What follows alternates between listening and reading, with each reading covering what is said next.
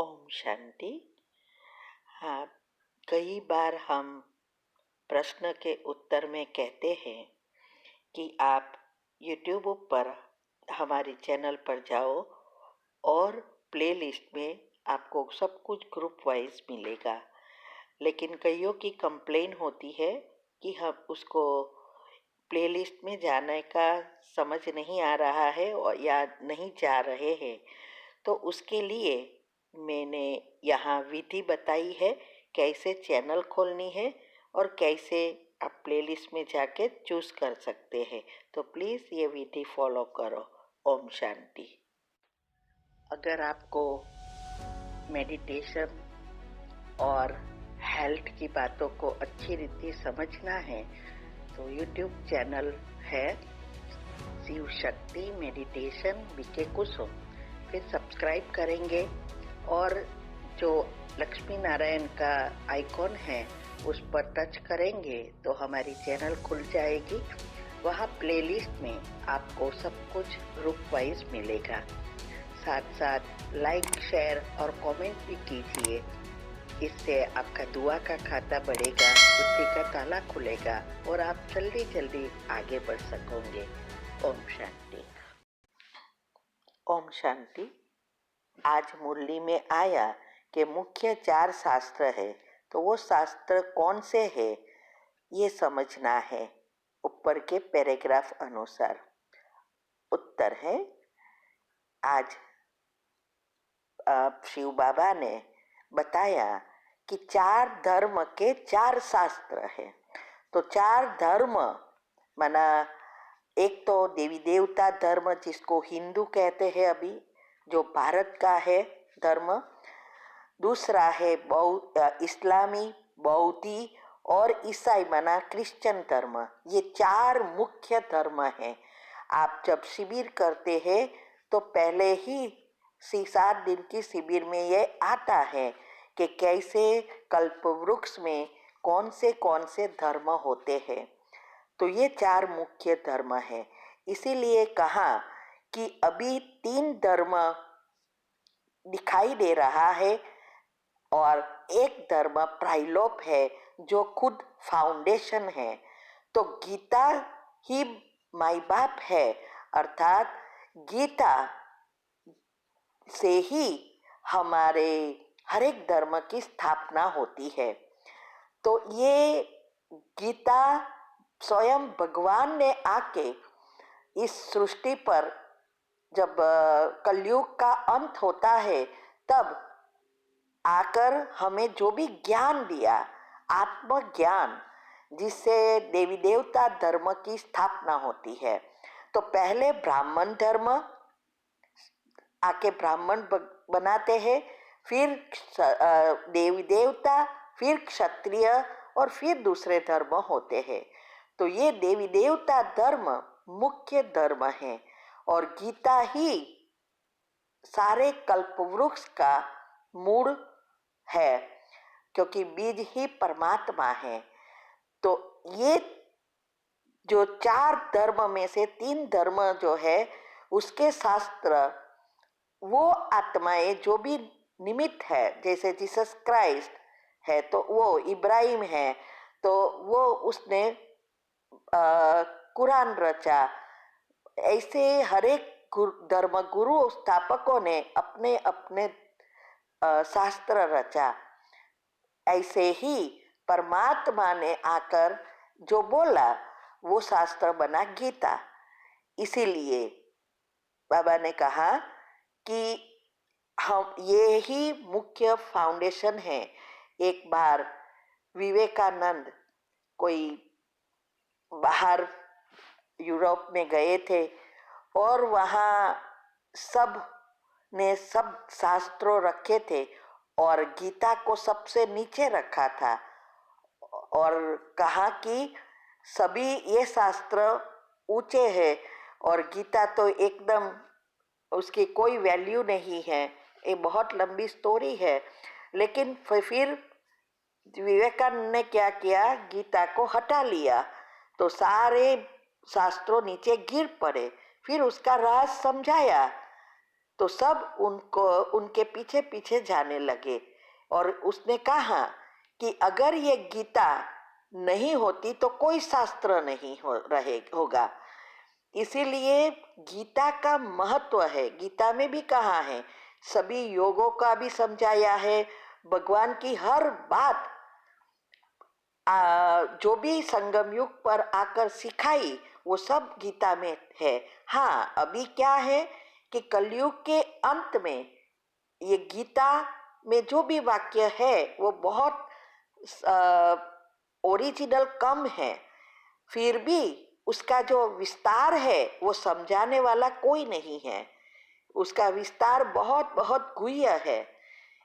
अगर कोई ये बातों को समझ ले गीता की तो वो भी कहाँ से कहाँ पहुंच सकते, क्योंकि उसको पता चल जाता, बुद्धि का ताला खुलता, भगवान को भी पहचान लेता।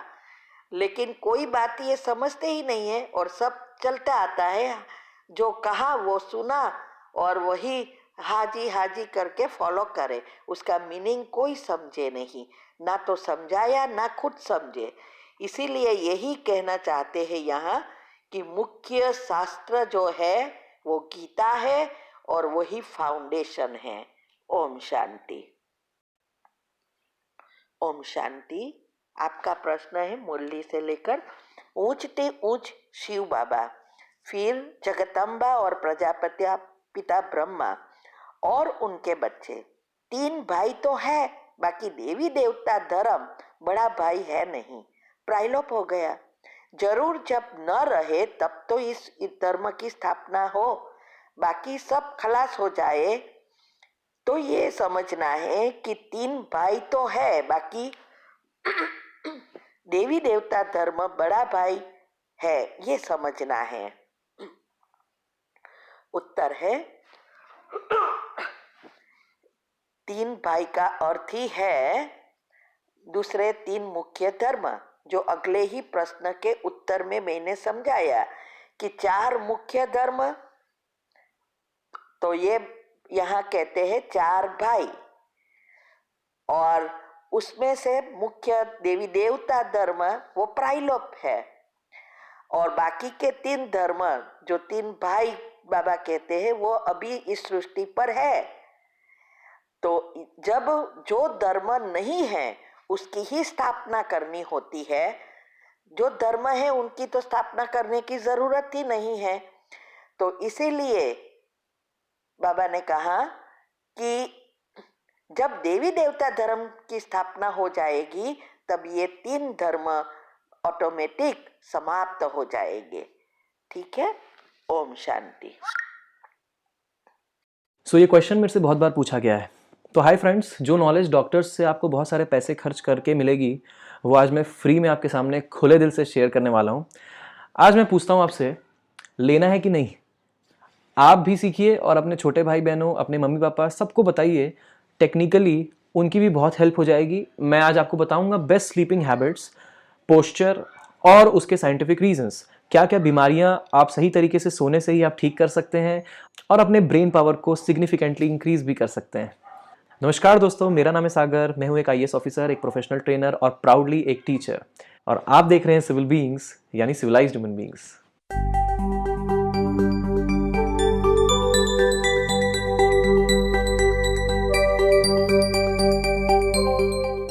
आपने ये तो नोटिस किया होगा कि बाहर से देखने पे बॉडी का लेफ्ट पार्ट और राइट पार्ट बिल्कुल मिलता जुलता है, एकदम सिमेट्रिकल है। बॉडी का सेंटर जो है वो जो है एक एक्सिस ऑफ सिमेट्री प्रोवाइड कराता है, मिरर इमेज बनती है दोनों तरफ।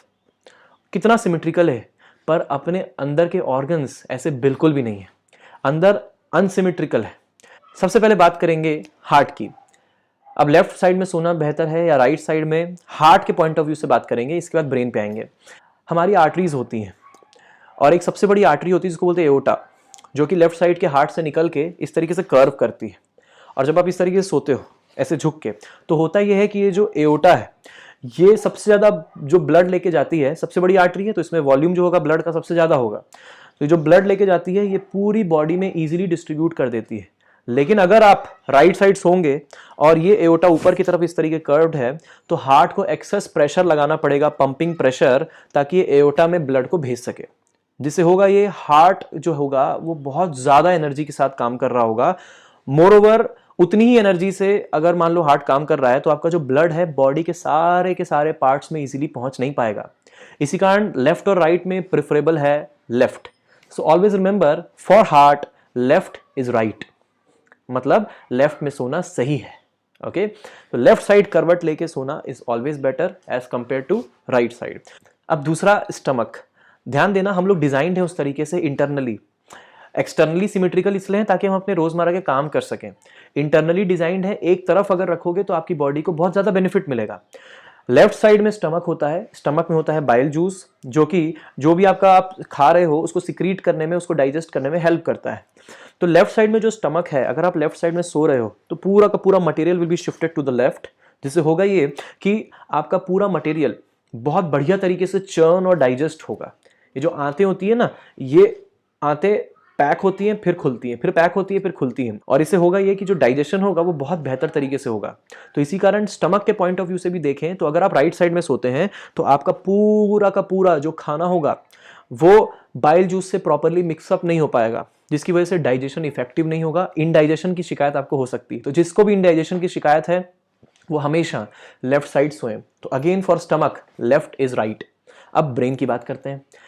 ब्रेन के लिए फर्क नहीं पड़ता है कि आप लेफ्ट सोएं या राइट सोएं। ब्रेन के लिए आपको बस एक करवट में सोना है, चाहे वो लेफ्ट हो या राइट हो, फर्क नहीं पड़ता है। प्रूव हो चुका है, साइंटिफिक है, आयुर्वेदा में भी लिखा हुआ है। अगर ब्रेन की बात करें, दिमाग की बात करें, तो either you can shift to the left और you can sleep to the right also. लेकिन अगर ओवरऑल डेवलपमेंट की बात करें तो हमेशा left will be much better, क्योंकि वो ब्रेन के साथ साथ स्टमक और हार्ट को भी हेल्प करेगा। मोरओवर होता यह है कि जो ब्रेन है, वो ब्रेन जब भी हम कभी करवट लेके सोते हैं, चाहे वो लेफ्ट हो या राइट हो, ब्रेन में से जो भी टॉक्सिक फ्लूइड्स होते हैं वो फ्लो करते हैं बाहर की तरफ, और बाहर की तरफ फ्लो करते हुए जब आप सुबह उठते हैं, आप डिस्चार्ज करते हैं, तो वो सारा का सारा जो भी टॉक्सिन्स होते हैं वो बॉडी से बाहर निकल जाते हैं। आपका ब्रेन रिफ्रेश रहता है। मोरओवर अगर हम दोनों पैरों के बीच में तकिया फंसा दें तो इससे भी बहुत ज़्यादा बेनिफिट मिलता है स्प्लीन को, तो इसको भी आप कर सकते हैं। तो it is always better to sleep to the left for your overall benefit. बहुत बहुत शुक्रिया इस वीडियो को पूरा देखने के लिए। आप इस वीडियो को लाइक जरूर कीजिएगा अगर आपको बहुत अच्छी इन्फॉर्मेशन मिली है, अगर आपको समझ में आया है तो, और अपने मम्मी पापा, अपने फ्रेंड्स और अपने दोस्तों से ज़रूर शेयर कीजिएगा ये नॉलेज, ताकि सभी को हम हेल्प कर सकें। बहुत सारी प्रॉब्लम्स, स्प्लीन की प्रॉब्लम्स, आर्थराइटिस की प्रॉब्लम्स सही तरीके से सोने से ठीक हो सकती है। बहुत बहुत शुक्रिया इस वीडियो को पूरा देखने के लिए। जय हिंद, वंदे मातरम।